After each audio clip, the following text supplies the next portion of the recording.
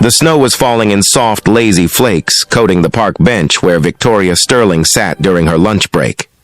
At 35, she was the youngest CEO in her company's history, having taken the helm of Sterling Media Group 3 years ago after her father's retirement. She wore an elegant cream-colored coat, perfectly tailored, with a camel-colored scarf wrapped around her neck. Her blonde hair was styled in soft waves, her makeup flawless despite the cold. She was checking her phone, responding to the endless stream of emails that never seemed to stop, when she heard a small voice. "Excuse me, ma'am?" Victoria looked up to find a little girl standing in front of her, maybe 4 or 5 years old.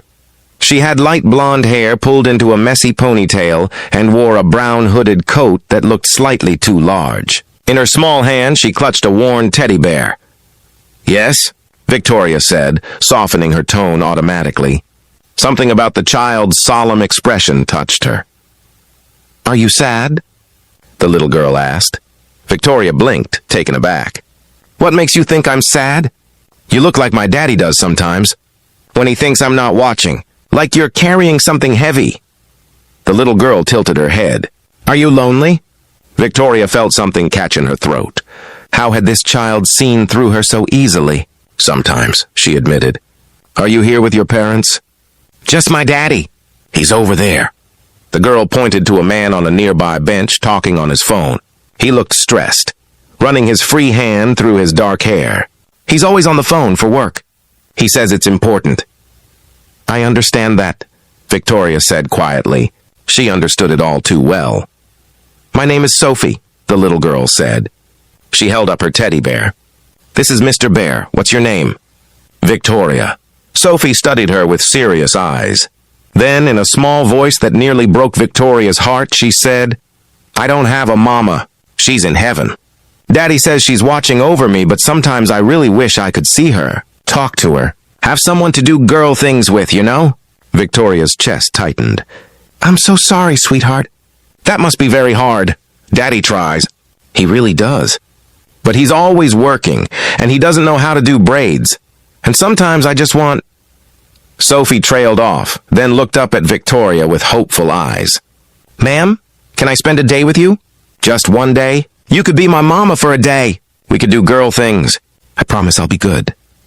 Victoria felt tears prick her eyes. "Sophie, please?" Sophie's voice was so small, so hopeful. "Just one day. Daddy's always busy, and I don't have anyone to do mama things with.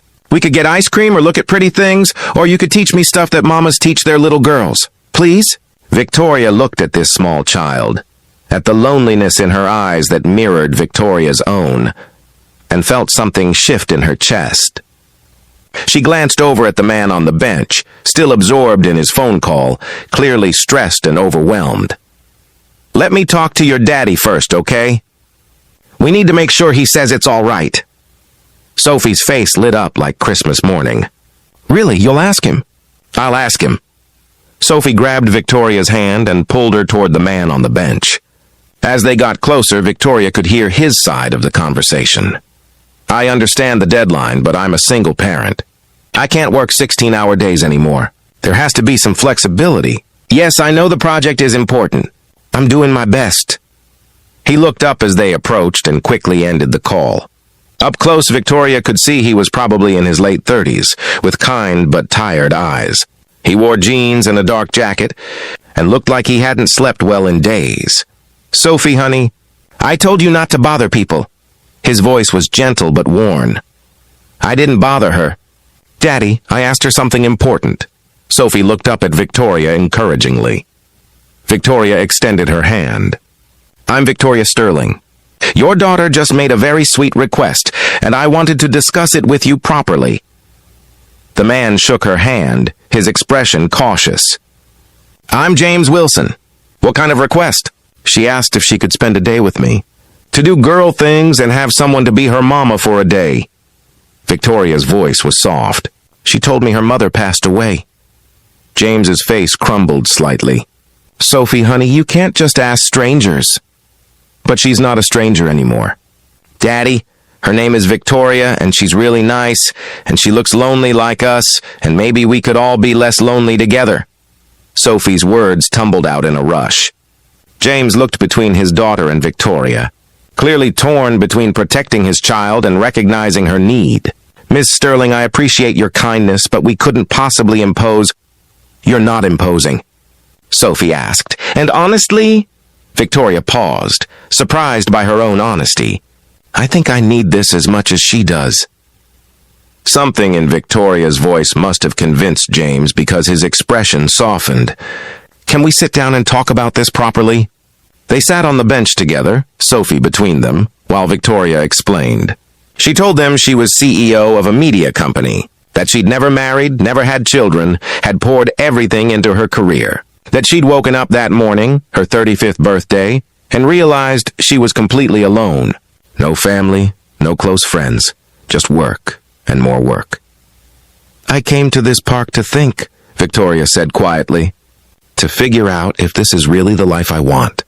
And then Sophie appeared and saw right through me. "She's a very perceptive little girl." "She is," James agreed, looking at his daughter with such love it made Victoria's chest ache. Her mother was the same way. She passed away 2 years ago. Cancer. Since then, it's been just us. I'm trying to be both parents, but I'm failing at it. I'm a software engineer, and my company keeps demanding more hours, and Sophie needs attention I can't always give her. She needs female influence, someone to teach her things I don't know how to teach. "What if," Victoria said slowly, "we made this a regular thing? Not just one day, but maybe one day a week. I could take Sophie for the day, do activities with her, give you some time to work or rest. And it would give me—" She looked at Sophie, who was watching her with hopeful eyes. "It would give me something I didn't know I was missing." James studied her carefully. "Miss Sterling, Victoria, please." "Victoria, why would you do this? You don't know us." "Because your daughter asked me if I was lonely, and I realized I am. I've spent 15 years building a career and forgot to build a life. And because she looks at me like maybe I could be something important to someone. Do you know how rare that is?" James was quiet for a long moment. "Can I think about it? Maybe we could exchange information. You could provide references. We could do this safely and properly." "Of course." "That's smart." Victoria pulled out a business card. "My work number. And I'll write my personal cell on the back. Call me if you decide this is something you're comfortable with. No pressure." That night James called. They talked for over an hour. He asked careful questions about her background, her intentions, her life. She answered honestly. By the end of the conversation, they'd agreed to try it. One Saturday a month to start. See how it went. The first Saturday, Victoria picked Sophie up at 9 in the morning. She'd barely slept the night before, nervous and excited in equal measure. She'd planned an entire day. Breakfast at a cafe, then the children's museum, then lunch, then maybe some shopping. Sophie appeared at the door in her brown coat, clutching Mr. Bear, her face glowing with excitement. "You came." "Of course I came. I promised, didn't I?" They spent the day doing all the things Victoria had planned, and several things she hadn't. Sophie wanted to look at everything, touch everything, ask questions about everything. She held Victoria's hand as they walked, chattered about her dreams and fears and favorite things. At lunch, Sophie said, "Victoria, can I tell you something? Always. My mama used to take me for hot chocolate before she got sick. I miss that." Victoria felt tears sting her eyes. "Would you like to get hot chocolate after lunch?" "Yes, please." They sat in the cafe drinking hot chocolate with whipped cream, and Sophie told Victoria about her mother, about how she used to sing lullabies and make funny pancakes and always knew when Sophie needed a hug. "I'm not trying to replace her," Victoria said gently. "Your mama sounds like she was wonderful." She was. "But Daddy says it's okay to love other people too, that Mama would want me to have people who care about me." "Do you care about me, Victoria?" "Yes," Victoria said, realizing it was true. "I do." One Saturday a month became 2. Then every weekend. Victoria found herself rearranging her schedule, delegating more at work, leaving the office earlier. Things she'd never done before. Things that would have been unthinkable 6 months ago. She taught Sophie how to braid hair. They baked cookies together. They went to the zoo and the aquarium and art museums. Victoria bought Sophie books and clothes and toys, then stopped herself, worried she was overstepping. But James assured her it was fine. "You're giving her something I can't," James said one evening when he picked Sophie up. "You're giving her female attention and guidance.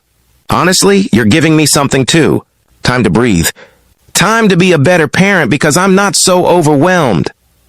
"She's giving me more than I'm giving her," Victoria admitted.